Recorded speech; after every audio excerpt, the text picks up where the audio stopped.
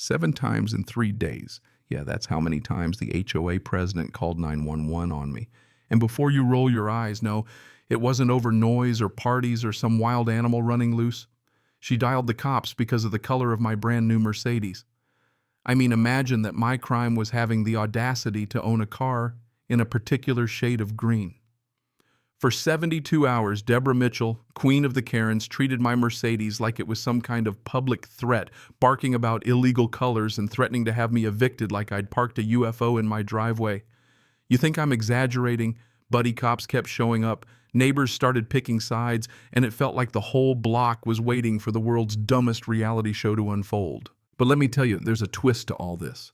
One tiny little detail that makes Deborah's crusade even more hilarious, if you can believe it. So stick around because the ending, let's just say you won't see it coming. So it's a sunny Saturday, 8 in the morning.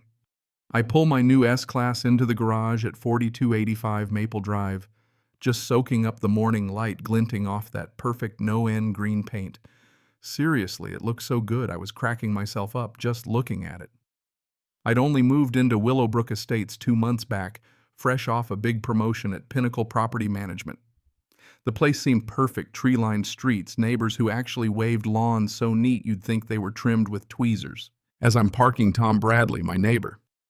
And let's be honest, Loki, the town gossip, with a camera walks by. He gives me the sly grin like he already knows this car's going to stir the pot. "That's the premium list color, right?" he asks, half joking.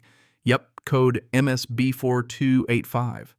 Named it after the house," I said, feeling way too pleased with myself.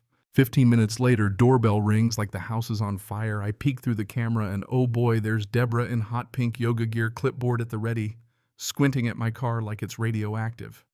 I swear she was scanning it so hard I thought she'd call in the bomb squad. She doesn't even bother with small talk. "Who are you?" "I don't see your name on the resident list," she snaps. And when I introduce myself, she flat out ignores my handshake and goes straight for the jugular. "Is that your car? That color is against regulations. Only neutral colors allowed. Didn't you read the sign at the entrance?" Now, my mom's a retired lawyer. She always told me don't stoop to their level, be so nice they're forced to see their own nonsense. So I kept calm, explained the website says premium colors, including mine, were approved. A website. Deborah scoffs, red in the face. I never approved any website. Funny thing is, she's the one who requested the update last spring, but I kept that ace up my sleeve. Next thing I know, she whips out her phone and starts dialing. "I am the rules," she declares, and I just about lose it, holding back a laugh. Tom Bradley is recording from his window by now, because why wouldn't he be? 20 minutes later, Officer Rodriguez shows up. Judging by his face, this isn't his first HOA rodeo. I spot what looks like a tally board on his dash 47. "Deborah calls this year?" He asks what's up. Deborah goes off about my illegal car color, and Rodriguez, bless him, checks the tablet. "Nope, it's on the approved list. Actually, it's pretty nice. Might get my own painted like that." Deborah's head nearly spins off her shoulders. She starts mumbling about conspiracies and hacked websites while Rodriguez tries hard not to laugh.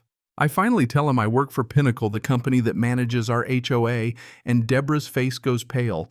When the cops leave, she's just standing there, trembling, muttering about protocols and revenge. Not 5 minutes pass before I get a text from Ashley Park, the HOA assistant, who, let's just say, always seems to find a reason to check on me. "Brandon, Deborah's called an emergency meeting about your car tonight. She forgot she voted yes for premium colors, LOL." I pull up the minutes from March. Yep, Deborah herself proposed adding 15 more colors to the list. Not just voted yes, but basically begged for it. That night, Deborah's pounding on doors up and down the street, petition in hand, 2 police in tow, a big red marker eviction notice, and a megaphone. "You have 24 hours, she screams at my door. I'm not even out of my pajamas." Sunday morning, she's back with her whole Karen squad in tow, holding a Save Our Neighborhood from Illegal Colors banner. They shove a clipboard at me, 57 signatures, half of which are Mickey Mouse, Batman, and not joking. Definitely not Deborah. Written 5 times, I just deadpan. "So where's Batman live? Is he in the HOA too?" The other Karens jump in, backing her up with super serious faces while Tom Bradley records everything for his channel. That night's HOA meeting is pure circus. Deborah unveils a PowerPoint, the Green Sapphire Conspiracy, in Comic Sans naturally.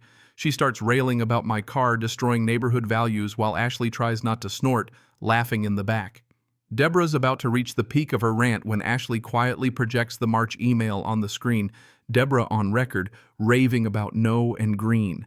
The crowd bursts out laughing. Deborah loses it, accuses Ashley of deep faking emails, claims there's an evil twin, the whole bit. Then she tries calling 911 about color fraud. Dispatcher is so over it, ma'am, colors can't commit fraud. The police return. This time Ashley hands over notarized meeting minutes and emails. Rodriguez tells Deborah, "Your signature's everywhere. You didn't just approve the color, you championed it." Deborah claims she was hypnotized. Yeah, she tried hypnotism as an excuse. At this point, I decide to let her save face. Maybe she doesn't remember, I tell the room. Stress can mess with your memory. For a second, Deborah looks like she's never met kindness in her life. But instead of backing off, she doubles down, swears she'll find another way. And believe me, she does. That night, her husband James calls me. "You need to come over. There's something you should know about Deborah and, well, the color green." So I head over and James shows me their living room, not a stitch of green anywhere. Turns out Deborah's hated green since she was a kid. Her mom forced her into green dresses and she's seen it as this muddy, gross color ever since. And get this, she was fired from her Macy's job after an argument with a customer named Sapphire who drove a green Bentley. I finally get it. She's not just nuts, she's got trauma. Meanwhile, the Karens are at Brenda's plotting Operation Paint Over. Plan is to sneak over at night and repaint my Mercedes. She also tries calling 911 again, claiming the car probably contains drugs because it's green. Dispatcher hangs up. Deborah calls back, says it must be stolen because who buys a $180,000 car? Dispatcher hangs up again. Rodriguez is begging for a transfer to Alaska. Ashley tips me off that Deborah's called an emergency vote. She's got just enough Karen board members to try and ban my car. But I get the 3 vacationing board members to send proxies and walk into the meeting with the trump card. Sorry, Deborah, your motion fails 4-3. She loses her mind, rips up the bylaws, starts crying about Sapphire Davidson haunting her life. The final straw, Deborah, covered head to toe in green paint, drifts her Camry into my driveway and declares, "Now I have a green car too." Only it looks like a melted Smurf. She tries to call 911 on herself for illegal green. Cops show up, neighbors are out, Tom Bradley's live streaming. Ashley's clutching my hand like we're on a roller coaster. It's pure chaos. At the next emergency meeting with Deborah still green as a frog, Ashley finally drops the hammer. She reveals old emails Deborah actually loved green once. We all start to piece it together. Then plot twist, Deborah's doctor calls. She's partially colorblind due to her anomaly. She literally cannot see no. And green as it really is. She'd been waging war on a color she couldn't even recognize. Whole room is stunned.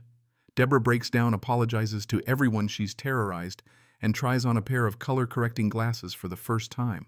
Her face lights up. "Oh my God, it's beautiful," she whispers. Deborah repaints her house, fills her closet with green, starts a support group for colorblind HOA presidents, and becomes the neighborhood's official color ambassador. Police calls drop to 0. Mercedes gets wind of our story. Next thing you know, they offer me a job as a global color consultant. Ashley and I get married in an all-green wedding planned by Deborah. Our HOA, once the laughingstock of the state, is now a model for inclusivity. Tour buses of other HOAs come just to see the rainbow of houses. Deborah's 911 calls become a running joke and the title of a viral documentary. By the end, she's training 911 dispatchers and inspiring people all over the world to get their vision checked before waging war on car colors. As for me and Ashley, we owe everything love, career, and a hell of a story to one wild Karen meltdown. So here's my question for you.